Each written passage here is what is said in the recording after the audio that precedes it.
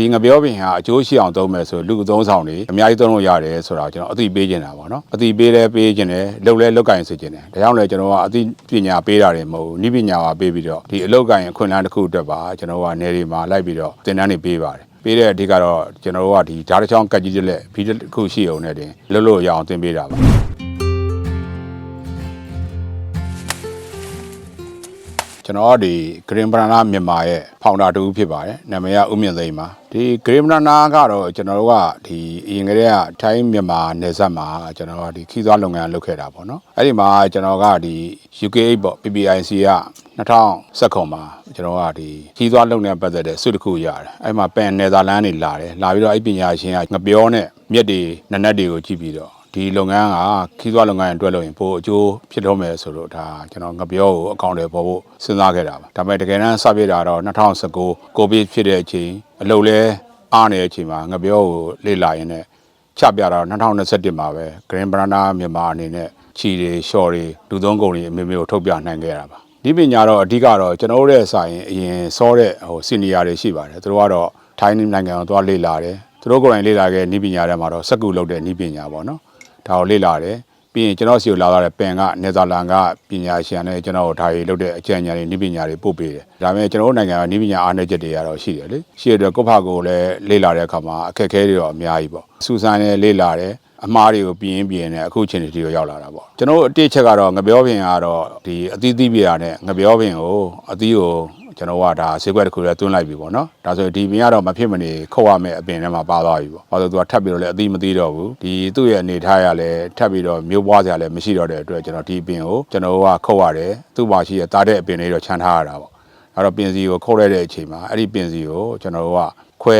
ဲတယ်ဆိုတာအကာလေးတွေခွာယူတာပေါ့အကာလေးတွေခွာယူတယ်ပထမဆုံးအကာကတော့ကျန်းတယ်ပေါ့မာကြောမှုအဆင့်ရှိတဲ့အတွက်အဲ့ဒါတော့ကျွန်တော်ရှော့အနေနဲ့သုံးလိုက်တယ်ပြီးရင်နောက်ပိုင်းကတော့ကျွန်တော်ကဒီဦးနဲ့ကတ်သွားတဲ့အပိုင်းတော့ဒီချော့မွေ့မှုများတဲ့အတွက်ချီနေတော့တယ်ခုနပြောတဲ့ဟာတွေကရှော့တွေကိုအရင်ခွာလိုက်မယ်ခွာပြီးလို့ရှိရင်နေလှမ်းရမယ်နွေရာသီမှာဆိုရင်တော့2ရက်ထဲနဲ့ဒါသုံးလို့ရတဲ့ရှော့ရည်သွေးတစ်ခုရလာပါဒါဆိုရင်ကျွန်တော်ဒါသုံးလို့ရတဲ့ရှော့ရည်သွေးပေါ့နော်ဒီရှော့ရည်သွေးမျိုးဆိုရင်ဒါကျွန်တော်ကဖက်နက်တွေအုတ်ထုပ်တွေအိတ်တွေဖြာတွေအများကြီးထုတ်လို့ရလူသုံးဆောင်တွေဒါဆိုရင်ကျွန်တော်ကအသုံးဝင်တဲ့ဒါရှော့တစ်ခုဖြစ်လာတယ်နောက်တစ်ခုကတော့ခုနပြောတဲ့ဥတိုင်းမှာကတ်နေတဲ့အပိုင်းဆိုရင်တော့ကျွန်တော်ဒီလိုသုံးလိုက်မယ်ဆိုဒီလိုခြီလေးတွေ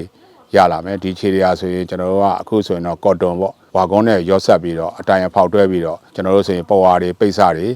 ကျွန်တော်တို့ကအိတ်တွေကျွန်တော်ထုတ်လို့ရနေပါပြီကျွန်တော်ကဒီငပြောတွေမဟုတ်ဘူးမြက်ပေါ့အခုဒါမျိုးမြက်အမျိုးအစားတွေလည်းကျွန်တော်ကဒါထုတ်ပါတယ်ဒါဆိုရင်တော့ကျွန်တော်ကဒီတော့မှမြက်လုံးလို့လည်းခေါ်တယ်ဒီကျွန်တော်က3မြောက်မြက်လို့လည်းခေါ်တယ်နောက်တစ်ခုကတော့ဝက်ကလုံးပေါ့အဲ့ဒီအမျိုးအစားတွေတော့ကျွန်တော်ကခုနအိတ်တွေဖျားတွေလည်းကျွန်တော်ရက်လုပ်ပါတယ်အဲ့ဒီနည်းပညာလည်းကျွန်တော်ထပ်ပြီးတော့လည်းစင်ပွားမှုတွေကျွန်တော်ပေးနေပါတယ်ကျွန်တော်တို့ကတော့တချို့အဖွဲ့အစည်းတွေကတော့တည်တံ့ဖိတ်တာပဲကျွန်တော်တို့အထူးကတင်ပေးပါတယ်ကျွန်တော်တို့ဒီမှာတော့ဒီအခါချင်းငွေအနေနဲ့ဆိုရင်တော့သက်ဆိုင်ရာအဖွဲ့အစည်းတွေ NGO ရကြခံတယ်ဆိုရင်တော့ကျွန်တော်တို့ကဒီအဖွဲ့အစည်းရဲ့ငွေနဲ့ပဲကျွန်တော်သုံးပေးတာပေါ့နော်အဲ့တော့ကျွန်တော်တို့တက်ကိုတော့ဒီအဖွဲ့အစည်းကကြခံတယ်ဒီမှာလာတက်မယ်ဆိုရင်တော့တင်နန်းစုတင်နန်းသားတရားကိုကျွန်တော်2သိန်းယူပါတယ်အားလုံးကတော့ဒီတင်နန်းတစ်ခုလာတက်ရင်တစ်ပတ်လောက်လာတက်ရင်2သိန်းခွဲလောက်ကျရပါတော့ကုန်ချမ်းတော့ပွင့်လင်းပြောရင်တော့အရင်တော့ငပြောစိုက်တဲ့တောင်သူတွေနဲ့ကျွန်တော်ချိတ်ဆက်ထားတဲ့အတွက်သူတို့အပင်အသီးသီးပြင်တော့ကျွန်တော်ခုတ်ခပဲကုန်တယ်ပေါ့နော်ဒါအလကားရပါတယ်ကျွန်တော်တို့ပြောရင်တော့ဗျာအရင်တော့ဆိုရင်ငပြောဆိုတာကကျွန်တော်အပူလောင်နေတဲ့ဟာတွေမြူလောင်နာတာတွေစင်ပေါက်နာတွေတောင်ငပြောဥနေရတယ်ငပြောဘက်ကိုခင်းရရတယ်ဒါဘာဖြစ်ဖြစ်ကျမ်းမာရေးရတာတင့်တော်တယ်ပေါ့နော်